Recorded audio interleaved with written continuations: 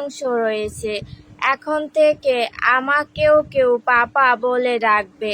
আলো মুচকি হেসে দুহাতে স্বামীর গলা জড়িয়ে ধরে বলল, হ্যাঁ, এখন থেকে আমার মতো আরেকজনও আপনাকে জ্বালাবে এবং সারাক্ষণ পাপা পাপা বলে পিছু ছুটবে। একটু থেমে পুনরায় বলল, আপনি খুশি হয়েছেন?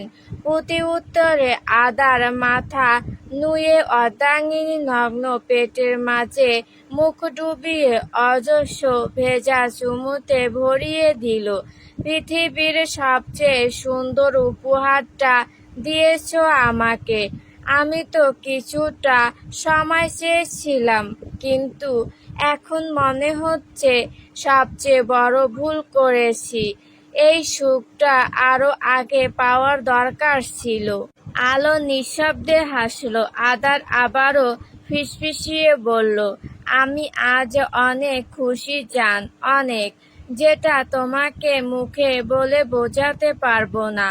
আলো স্বামীকে শক্ত করে জড়িয়ে ধরে বিড়বিড় করে বলে উঠে, আপনার সুখই আমার সুখ। দীর্ঘ এক সুন্দর রাত পেরিয়ে নতুন সকালে আগমন ঘটে। রহমান পরিবারের সবাই ভীষণ খুশি। এত বছর পর পরিবারের ছোট নতুন সদস্য আসতে চলেছে, এটা ভাবতেই মনের মাঝে প্রশান্তির সুখ বয়ে যাচ্ছে। সকল দুঃখের মাঝে এক টুকরো সুখের দেখা আবারও মিলছে। সকাল থেকেই দুই জা মিলে আলোর পছন্দ মতো রান্না করতে শুরু করেছে। মতিউর রহমান ও মাহবুবুর রহমান গিয়েছেন বাজারে। ওখান থেকে মিষ্টি এনে মসজিদ ও পাড়া প্রতিবেশীদের দিয়েছে। ছায়া মায়া একটু পরপরই আপুর কাছে গিয়ে ঘুরঘুর করছে, কিন্তু দুলাভাই থাকার কারণে বেশি যেতে পারছে না। মানুষটাও বউকে ছাড়া নড়ছে না। সবার আনন্দ দেখে আলো অনেক খুশি হয়েছে এবং বোনদের কাণ্ড দেখে খিলখিল করে হেসেছে। আর মা চাচির হাতের মজা রান্না খেয়ে বমি করে ভাসিয়েছে। তবে এত কিছুর মধ্যেও সে সুখ অনুভব করেছে। মাতৃত্বের প্রথম অনুভূতি বুঝি এমনই হয়। বাপের বাড়িতে কিছুদিন থেকে নিজের সংসারে ফিরে এসেছে আলো। তার মা হওয়ার কথা শুনে সুবহান খান খুশিতে কেঁদে দিয়েছেন। তিনি এক সময় আশা ছেড়ে দিয়েছিলেন, এই জীবনে আর নাতির সন্তানের মুখ দেখতে পারবেন না, কিন্তু উপরওয়ালার ওনার ইচ্ছাটা পূরণ করেছেন। খবরটা পাওয়া মাত্রই নামাজ পড়ে সৃষ্টিকর্তার নিকট লাখো শুকরিয়া আদায় করেন এবং বলেন, তার নাতির সংসার যেন সুখে শান্তিতে ভরে ওঠে। আলো ভয়ে ভয়ে তার শাশুড়ি মাকেও খুশির খবরটা দেয়। এক মুহূর্তের জন্য ভেবেছিল এই বুঝি জিজ্ঞেস করেন, এটা কার সন্তান, কিন্তু তাকে অবাকের চরম পর্যায়ে পৌঁছে দিয়ে তামিনা খান এই প্রথম মেয়েটাকে দোয়া দেন, কারণ তিনি একটু হলো এ বাড়ির বংশধরকে পেয়ে খুশি হয়েছেন। হয়তো নিজের এক পা হারিয়ে বিছানায় পড়ে নিজের ভুল বুঝতে পেরেছেন। মানুষের অহংকার সারা জীবন থাকে না, একদিন না একদিন অহংকারে পতন ঘটবেই, সেটা হোক আগে কিংবা পরে। পরন্তু দুপুর বেলায় শাড়ি পরে সেজে গুজে একটা ক্যাফেতে এসেছে ছায়া, মূলত তার হবু বরের সাথে দেখা করতে এবং কথা বলতে। হুট করে কই থেকে মতিউর রহমান একটা সম্বন্ধ ধরে এনেছেন।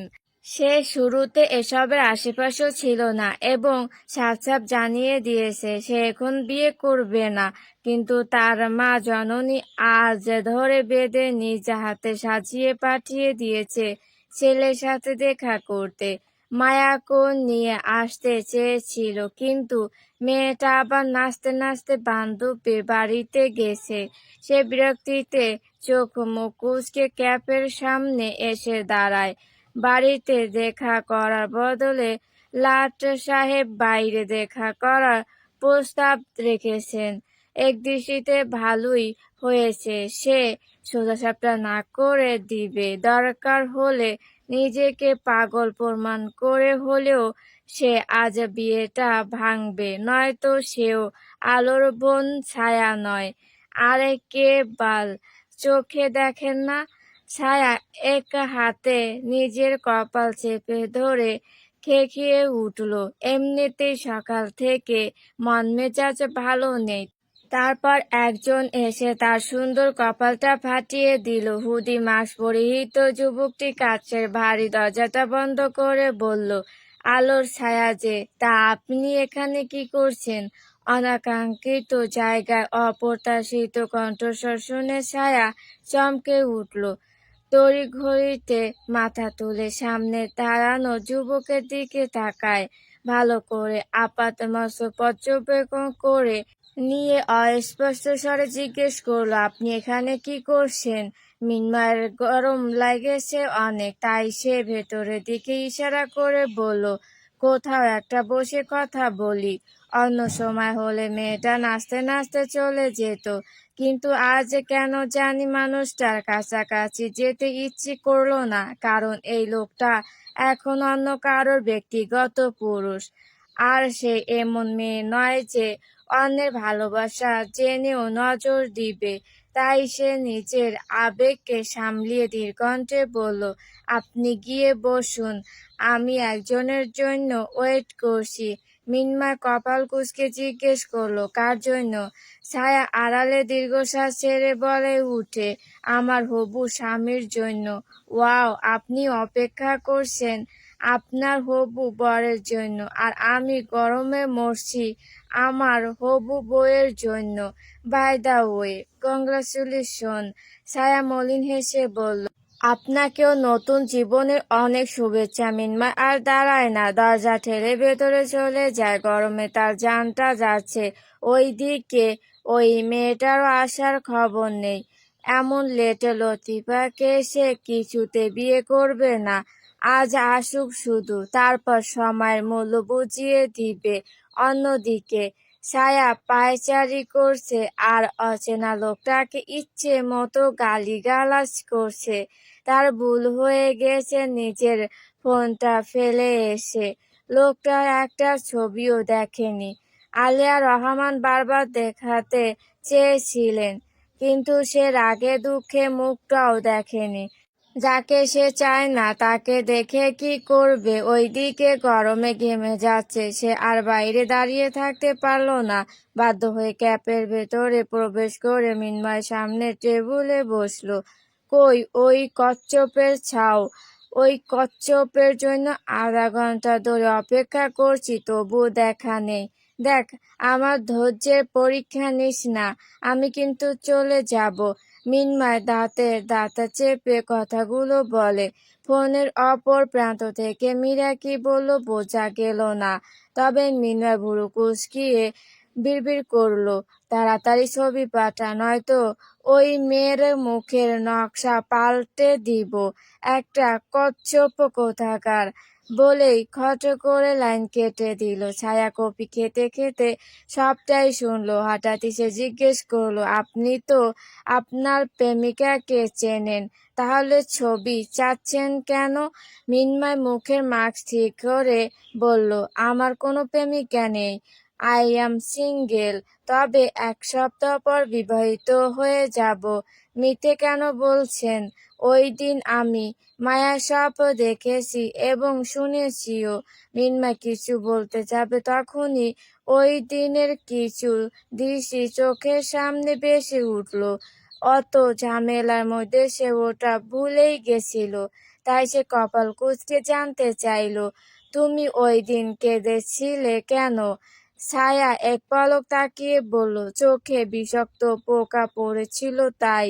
প্রতি উত্তরে মিনময় কিছু বলার আগে ফোনে নোটিফিকেশন এলো। সে লক খুলে সোজা হোয়াটসঅ্যাপে ঢুকলো। মীরা ছবি পাঠিয়েছে, তাও 20টার মতো, অথচ সে একটা চেয়েছিল। এতগুলো ছবি কেন দিয়েছে বুঝতে পারল না, তবে রাগে দাঁত কিরমির করলো। শুধু শুধু তার গ্যালারি ভরে গেল ওই কচ্ছপের ছবি দিয়ে। মিনময় একরাশ বিরক্তিতে মীরার আইডিতে ঢুকে ছবিগুলো দেখতেই থমকে গেল। সে অবিশ্বাস চোখে প্রতিটা ছবি খুঁটিয়ে খুঁটিয়ে দেখতে লাগলো। তারপর থমথমে মুখে সামনে বসা শাড়ি পরিহিত রমণীর দিকে তাকালো। মেয়ে পছন্দ হয়নি? উফস, সরি, মেয়ে নয়, আপনার হবু কচ্ছপকে পছন্দ হয়নি? ছায়ার কথা শুনে মিন্ময় কোনো জবাব দিল না।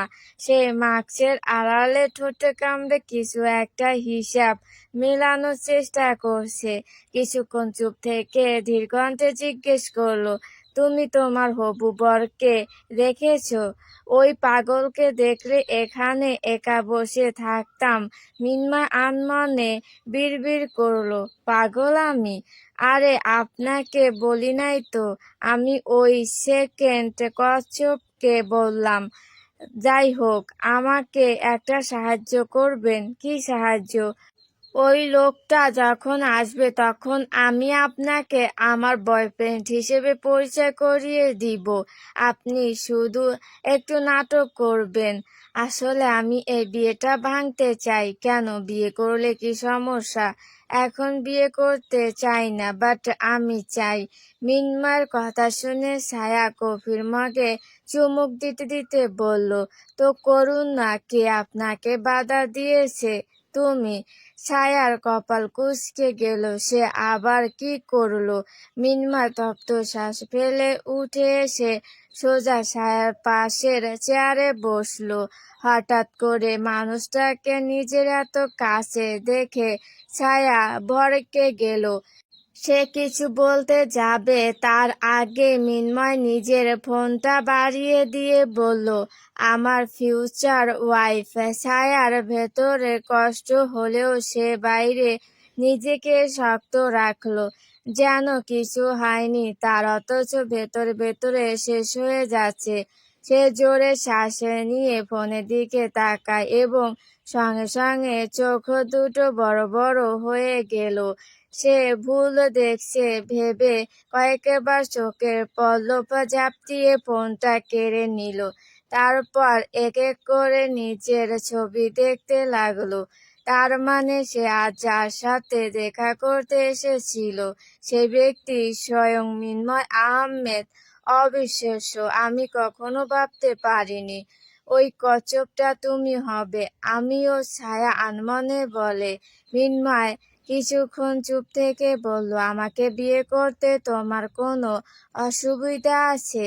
আপনার তো গার্লফ্রেন্ড আছে, ওটা আমার অতীত ছিল। অতএব মিন্ময় সবকিছু খুলে বলে দেয় ছায়াকে, কারণ সে চায় না কোনো সম্পর্ক মিথ্যে দিয়ে শুরু হোক। সবটা শুনে ছায়া বলল, বুঝলাম, কিন্তু আপনি তো মন থেকে বিয়ে করছেন না, নিশ্চয়ই জেদের বসে করতে চাচ্ছেন, রাইট? নিজের এলোমেলো জীবনটা আবারও নতুন করে শুরু করতে চাচ্ছি শুধু। এতগুলো বছর তো একাই পার করলাম, এখন না হয় বাকি জীবনটা তোমার সাথে পার করব। আমি কেন?